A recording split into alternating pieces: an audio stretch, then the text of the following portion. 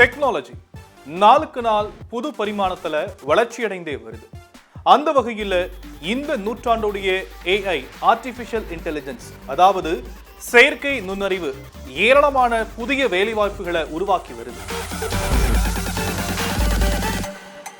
எல்லா துறைகளோட AI பயன்பாடு அசுர வேகத்துல வளர்ச்சியடைந்து வருது. மருத்துவம், கல்வி, வணிகம், உற்பத்தி, மீடியா அப்படின்னு AI தேவை அதிகரித்துக் கொண்டே வருது. வளர்ந்து வரும் இந்த துறையினுடைய தேவையை கருத்தில் கொண்டு AI சார்ந்த புதிய படிப்புகளும் அறிமுகப்படுத்தப்பட்டு வருது. இப்படி அசுர வளர்ச்சி அடைந்து வரக்கூடிய AI இப்போ மருத்துவ துறையில மேலும் ஒரு புது கண்டுபிடிப்பா AI ஸ்டெத்தஸ்கோப் உருவாக்கப்பட்டிருக்கு. இதோடைய பயன்பாடு என்ன, விரிவா பார்க்கலாம்.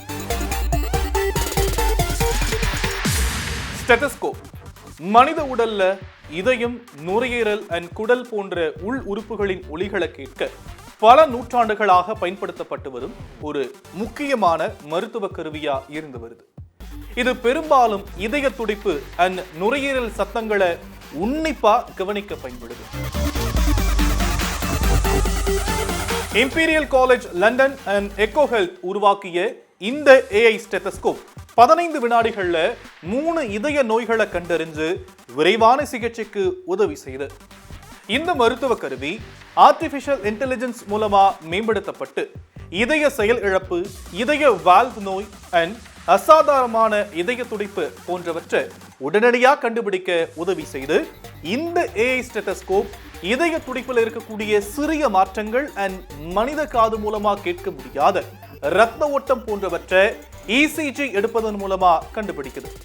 சரி, இந்த டிவைஸ் எப்படி இயங்குது அப்படிங்கிற கேள்வி உங்க எல்லாருக்கும் எழும்.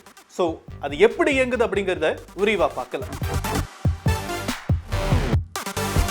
கலிபோர்னியாவை சேர்ந்த எக்கோ ஹெல்த் அப்படிங்கிற நிறுவனத்தால் உருவாக்கப்பட்ட இந்த டிவைஸ் தோராயமா பிளேயிங் கார்ட்ஸ், அதாவது சீட்டுக்கட்டில் இருக்கக்கூடிய ஒரு அட்டையுடைய அளவுல காணப்படுது.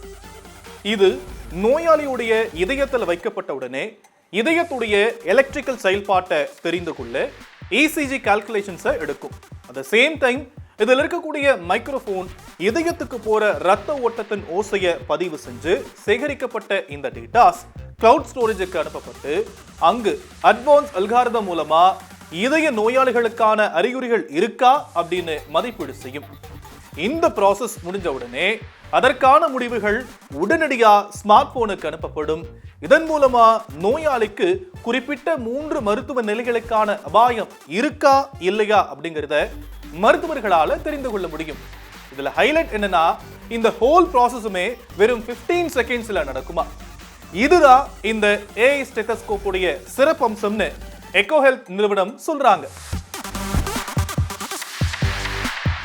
எனினும் இதில் பெறப்படக்கூடிய AI தரவுகளின் உறுதித்தன்மை, அதே போல இல்லாத ஒரு இதய பிரச்சனையை இருப்பதா கூறுவதற்கான வாய்ப்பு இந்த டிவைஸ்ல அதிகம் இருப்பதால வழக்கமான பரிசோதனைகளுக்கு இந்த ஸ்டெத்தஸ்கோப்பை பயன்படுத்த வேண்டாம் அப்படின்னு மருத்துவ ஆராய்ச்சியாளர்கள் தரப்புல சொல்லப்படுது.